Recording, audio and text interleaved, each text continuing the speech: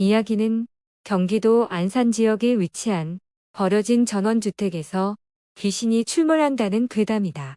오래전 남편과 아내는 같은 공장을 다니며 서로가 호감을 갖게 됐고 그로 인해 사랑하는 사이로 발전을 하며 이내 결혼을 하게 되었다.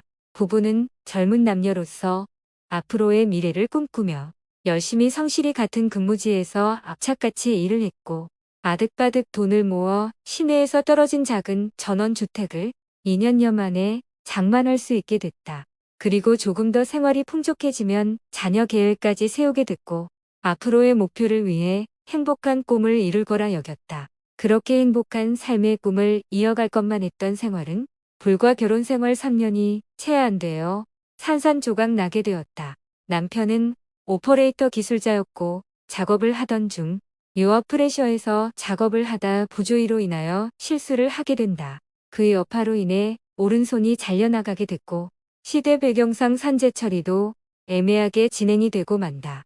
한순간에 오른손을 잃은 남편은 매일이 불행이었고 낙담했으며 삶의 의욕마저 잃게 되고 만다. 젊은 부인은 남편을 너무나도 사랑했기에 자신이 가장이 되어 남편을 극진하게 보살펴주고 다시금 일어서게끔 힘을 북돋아줬다. 하지만 하루아침에 그렇게 된 남편은 어느 것도 귀에 들어오지 않았고 급기야 안 하던 술까지 달고 살게 된다. 부인은 늦게까지 일하랴 남편 보살피랴 살림까지 하랴 하다 보니 자신도 점점 심신이 지쳐가고 있었고 매일같이 술에 의존한 채 인사불성이 된 남편을 측은하게 생각하면서도 한계점에 다다르기 시작했다. 그러다 부인은 그동안 참아왔던 스트레스를 술이 취해 인사불성이 된 남편에게 강하게 표출해버리고 만다. 급기야 서로 물리적인 폭력까지 서슴지 않았고 남편은 그렇게 부인에게 매를 맞고 바닥에 널브러지게 된다. 그렇게 그날을 기점으로 서로가 각방을 쓰게 되었고 남편은 부인이 자신에게 그렇게까지 한 것에 모욕감을 느끼고 두고두고 생각을 하게 된다. 부인도 할 만큼 했다 생각하며 더 이상은 남편을 챙기지 않았고 여자 혼자서 모든 것을 책임지기란 경제적 전반으로 매우 어려운 일이었다. 그러면서 남편이 정기적으로 받는 각종 치료비와 약값들도 감당이 안 되었고 집을 사고 조금이나마 남아있던 돈들도 텅텅 비게 된다. 더 이상은 안 될 것 같다고 확고하게 마음을 먹은 부인은 할 만큼 한 것 같다는 생각을 하게 됐고 지금이라도 갈라서서 집에 대한 재산권이라도 분배받아야겠다는 생각을 실행으로 옮기려 하고 있었다. 하지만 남편은 전에 크게 싸운 그날을 기점으로 몰래 부인 앞으로 생명보험을 몇 개 들어놓는 치밀함을 보였다. 그러고서 남편은 매일매일 여러 번 생각했을 것이고 부인이 저런 낌새를 보이니 남편은 선수를 치기로 마을을 먹고 만 것이다. 그렇게 남편은 준비를 했고 부인이 금요일 퇴근하는 시간에 맞춰 손에 칼을 든 채로 문 뒤에 숨어서 대기하고 있었다. 이윽고 여느 때와 같이 부인이 들어왔고 들어온 부인을 사정없이 왼쪽 손에 들고 있던 칼로 마구잡이로 찌르고 만다. 부인은 수많은 자상을 입어감에도 살아있었고 남편에 대한 원망의 눈빛으로 그렇게 서서히 죽어갔다.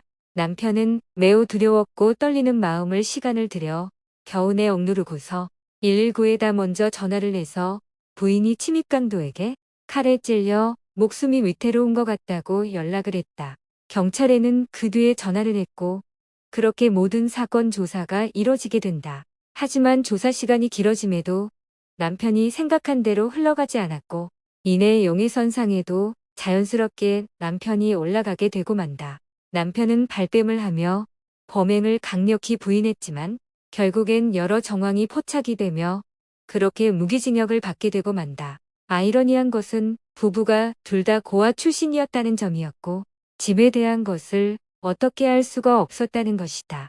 그렇게 부부가 살던 전원주택은 시간이 지남에 따라 흉물스럽게 방치가 되었고 급기야 귀신이 나온다는 장소로 둔갑하며 흉가 탐험 마니아들에게 흉가 탐험 장소로 바뀌게 되고 만다. 하지만 그곳은 소문으로만 끔찍한 귀신이 나온다는 말로만 그치지 않았고 이곳을 방문한 사람들 중 소수는 명확한 귀신을 보고 졸도하는 사람까지 생기게 되고 만다. 그 집에 나타난다는 귀신은 잔인하게 남편에게 죽은 부인의 원한설인 귀신이었던 걸까? 장의사의 미스테리한 사고. 어느 작은 시골 마을에서 비라는 신장이 매우 큰 남자가 죽음을 맞이했다. 그는 외견상으로도 괴이할 정도로 이상했고 약간 모자랐으며 감정 기복이 심하여 난폭함도 자주 표출을 할 정도였다. 그리고 무엇보다 자신에게 해를 가하거나 조그마한 일에도 원한을 품고 어떻게든 꼭 보복행위를 하는 사람이기도 했다. 한 예시로 동네의 아이들이 야 저기 진격의 거인이 아니라 진격의 바보가 지나간다고 정말 괴상하게 생겼다고 놀렸다는 이유로 초등학생을 붙잡아 얼굴이 퉁퉁 부어오를 때까지 마구잡이로 폭행을 가해 폭행죄로 감방 생활을 하고 나왔을 정도였다. 그는 어디에도 연고지도 없었고 하루 벌어 하루 먹고 사는 하루살이 같은 삶을 사는 고달픈 인생이었다.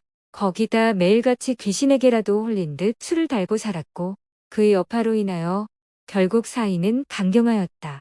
동네 사람들은 평소에도 그러한 비를 무서워했고 미워했기에 너나 할 것 없이 10년 묶은 채증이라도 내려간 듯 홀가분했었다. 작은 시골 마을이었기 때문에 대를 이어 아직도 마을에서 운영하던 장의사는 한 명밖에 없었다. 하지만 장의사 K 역시 비를 무척이나 싫어했고 무서워하던 사람 중에 하나였었다. 그렇지만 동사무소에서는 비가 연고가 없고 염을 해줄 사람도 마땅치 않았기 때문에 동네 장의사인 K에게 정중히 부탁을 하게 되었다.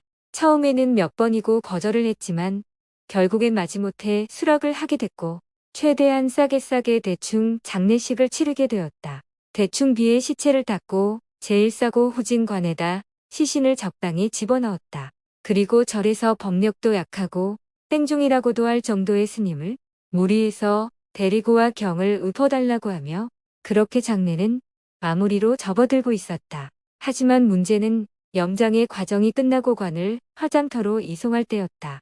아이러니하게도 다른 장례식과 일정이 겹치게 됐고 그런 연유로 인해 비의 관은 뒷전으로 밀리며 영구차에 실을 수 없게 된다. K는 그나마 묘안을 생각하여 비의 관을 트럭에 짐칸에 싣고 화장터까지 옮기기로 했다. 화장터까지의 거리는 그렇게 먼 거리는 아니었지만 혹시나 하는 마음에 관이 떨어질까 걱정한 K는 짐칸으로 올라타 비의 관과 함께 이동을 하였다. 그렇게 비포장도로를 이동을 한 지 얼마 지나지 않아 트럭이 커다란 돌무더기를 밟고 털썩거렸고 그러한 충격과 반동으로 인하여 관이 크게 요동치며 움직이게 됐다. 그 여파로 인해 K는 짐칸과 관 사이에 다리가 끼어버리게 되고 만다. 엄청난 고통과 비명을 질러댄 K를 곧바로 사람들이 수습을 했고 곧장 병원으로 옮겨지게 됐다. 하지만 K는 무릎 밑으로 심각한 복합골절과 신경계가 크게 손상이 되었고 의사는 이대로 내버려 두면 다리가 썩어 생명의 위험을 초래할 수 있다고 말을 하며 어쩔 수 없이 다리를 절단할 수밖에 없게 된다. 그런데 그러한 큰 사고가 일어나고 얼마 뒤 이상한 소문이 마을에 퍼지기 시작하며 K의 사고는 자업자득이라고 마을 사람들은 이구동성으로 말하기 시작했다. 그 이야기는 장례식을 행할 때 경을 읊었던 스님의 입에서 나온 말이었다. K는 비의 장례를 행할 때 돈을 쓰고 싶은 마음은 추호도 없었다고 한다. 그렇기에 관도 잘 쓰이지도 않는 환자댁이 관을 사용을 하게 된다.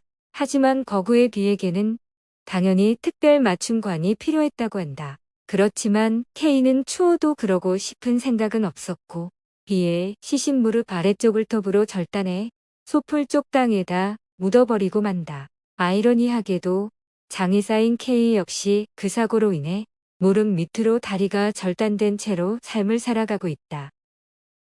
이야기가 무섭고 재미있으셨다면 구독, 좋아요 부탁드려요. 시청해 주셔서 감사합니다.